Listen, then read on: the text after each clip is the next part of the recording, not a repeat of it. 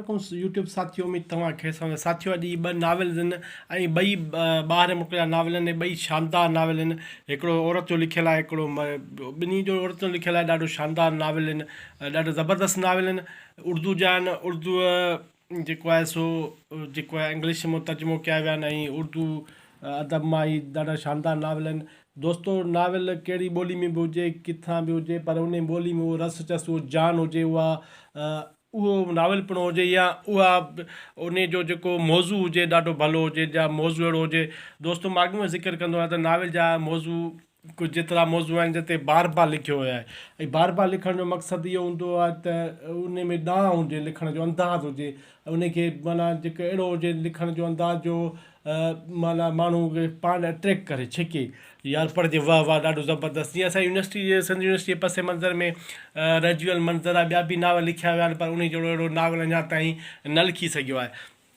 दोस्तो ही पहिरियों नावल आहे 0 पॉइंट पर खड़ी औरत, डॉक्टर नवाज़ सादवी जेको आहे सो ऐं प्रोफेसर शाहजहां वगड़पाल ने तर्जुमो कयो आहे। ऐं हीअ जेको आहे सो मिस्र जे हुकूमत, मिस्र जे इन पस मंज़र में लिखियलु आहे, उतां जे नाइंसाफ़ियुनि ते लिखियलु आहे, हुकूमत जे नाइंसाफ़ियुनि ते लिखियलु आहे। ॾाढो सुठो कलम कयलु आहे ऐं ॾाढो तर्जुमो बि ॾाढो ज़बरदस्त आहे। तर्जुमे जो जेको आहे असांखे माना ईअं नथो फील कराए त हीअ ॼाण निज जो जेको आहे सो माना उर्दूअ में लिखियो वियो आहे या तर्जुमो आहे। दोस्तो इन जो थोरो मां तारीफ़ कराईंदो हलां जेको आहे सो हिन किताब जे हवाले खां। त किताब में हिन में छा आहे, असांजी हिन किशोर नाई साहिबा लिखियो आहे, जेका तव्हां सुञाणींदा आहियो त उन नावल जे बारे में। 1985 नेरोबी कॉन्फ्रेंस में नवाज़ सावादी से मुलाकात का मौका मिला। उनकी शोहरत वुमेन एंड द 0 पॉइंट नामी किताब के बाद पूरी दुनिया में फैल चुकी थी। हुजरत पसंद लोगों ने उन पर बहुत उंगलियां उठाई थी। ये उंगलियां एक दफ़ा उन्हें उठाई गई। डॉक्टर नवाज़ सादी की हर तहरीर और इंटरव्यू पर ऐसे वाक़या रोनमा होते हैं, कभी उन्हें मुल्क से बदर करने के लिए हुकूमत पर जोर डाला गया और कभी उन पर कफर के फतवे लगाए गए। डॉक्टर नवाज़ सादी की किताब वुमेन एट 0 पॉइंट एक ऐसी कहानी है जिसमें ने इंसानी नफ्सियात की बारीकियां ऐसी सच्चाई के साथ बयान की कि पढ़ने वाला उस कहानी का खुद एक किरदार बन जाता है। ये किताब जितनी सादा तर्जमे के लिए इतनी मुश्किल है, ये किताब जितनी सादा है तर्जमे के लिए इतनी ही मुश्किल। प्रोफेसर शाहजहां वगड़पाल ने इस किताब का उर्दू तर्जमा बड़ी अरक रेजी के साथ किया है। शाहजहां के लिए इज़हार के हर बारीकी और उर्दू की काले में ढालना कोई आसान काम नहीं था, क्योंकि वो बुनियादी तौर पर पश्तो ज़बान के मुसन्निफ़ हैं, लेकिन उन्होंने ये काम बड़े ऐसा तरीके से अंजाम दिया कि आप इस किताब का पश्तो तर्जुमा कभी कर चुके हैं। शाहजहां का ये उर्दू की कावश का तमाम अदबी और समाजी हल्कों में तहसीन की तहरीर से नजर देखा जाएगी। औरत को अपने खुद वजूद को संभालने या अपने आप को एक खुददार औरत साबित करने के लिए जिन कड़े इम्तिहानों से गुजरना पड़ता है, नवाज़ सादवी ने उनका बयान बड़ी जामियत और दिलसोजी से किया। आपका ये किताब उन क्लासिक किताबों में शामिल हो जाता है जिन पर आप आने वाली नस्लों गौर करती और समाज की तजिया करती है। दोस्तों ही हिन जो फ़ोटो आहे माई जो, जेका मिस्र जे हिन तनक़ीद कई आहे। हिन जी लिखे थी त मिस्री मुआशरे पर लिखा गया यह नावल दूसरे इस्लामी मुल्क के तर्ज मुआशरा साथ उमूमी तौर पर पाकिस्तान के समाजी ज़िंदगी के साथ खुसूसी ताल्लुक़ रखता है। हमारे मुआशरे में बहुत सी औरतों को फ़र्दों की तरह ज़िंदगी गुजारने पर मजबूर किया जाता है।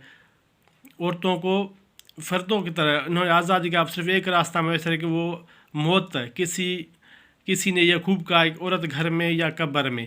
इस किताब की मुसन्निफ़ अरब दुनिया की एक मशहूर खातून लिखारी की हैसियत की गई किताबें लिख चुके हैं। उनमें एक तसनीफ़ हवा के छुपे चेहरे खास शोहरत हासिल की कर चुके। ज़ेर नज़र किताब उनमें से एक खुसूसी सामने आता है तो उन्होंने कनाती बदनाम ज़माना औरतों के जेल में हासिल किया है। दरअसल ये औरतों के नफ्सियाती मसाइल पर एक तहक़ीक़ी रिपोर्ट का हिस्सा आहे। दोस्तों ही तारीफ़ जेको आहे थोरो जेको आहे सो हुयो, ऐं मुकमल तारीफ़ त जो वॾी थींदी वेंदी। ऐं ॿियो बि नावल आहे, ऐं जॾहिं त हीअ पासपोर्ट नावल बि हिकु अहिड़े क़िस्म जो नावल आहे जेको असांजे हटा मिलर जेको आहे सो वॾो नावल अदबी जेको आहे सो नामज़द थियल आहे नोबेल प्राइज़ लाइ, ऐं खटियो बि आहे। उन नावल जे बारे में थोरो तारीफ़ कराईंदा हलूं त हिन नावल में अहिड़ो असांखे छा मिलंदो पढ़ण लाइ, ऐं नावल में केतिरो दम आहे।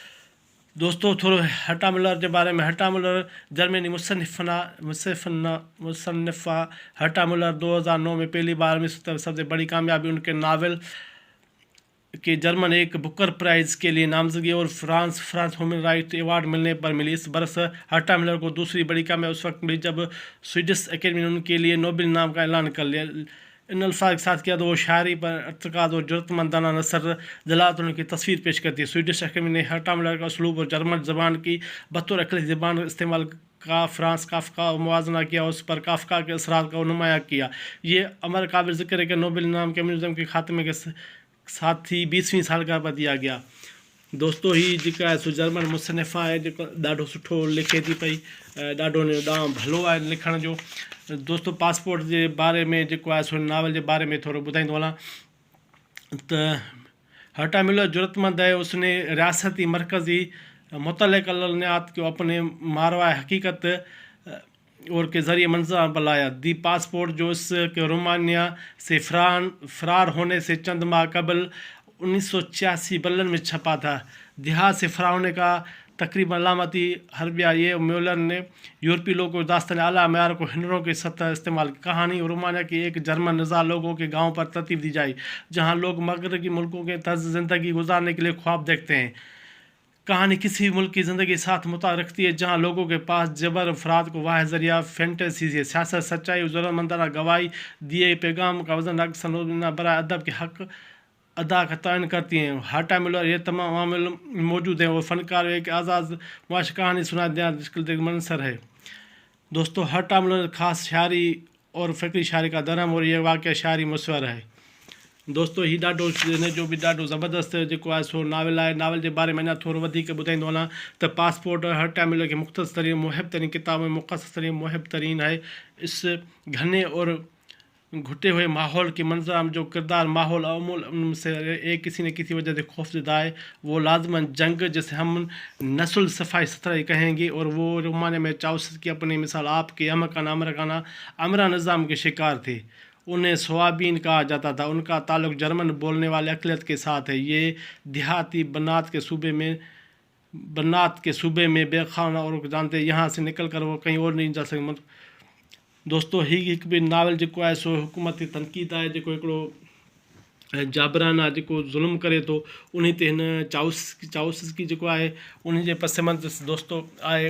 ऐं नावल ॾाढो ज़बरदस्त ॿई हुकूमत तंज़ निगार पंहिंजी ते तंज़ कई अथनि. ॾाढो सुठो लिखियो अथनि. हाणे 7-8 मिंटनि में मां छा हिनखे बयानु कयां. ॿई नावल जेके आहिनि सो पढ़णु वटां ॿई मशहूरु आहिनि. हर्टा मिलर ऐं डॉक्टर नवाज़ सादवी ॿई शानदार आहिनि. हिकिड़े मिंट में एतिरो ई. वीडियो खे लाइक ऐं कमेंट शेयर करण जो अर्ज़ु कजे थो. तव्हांजी सपोर्ट खपे दोस्तो. सपोर्ट कयो. महिरबानी.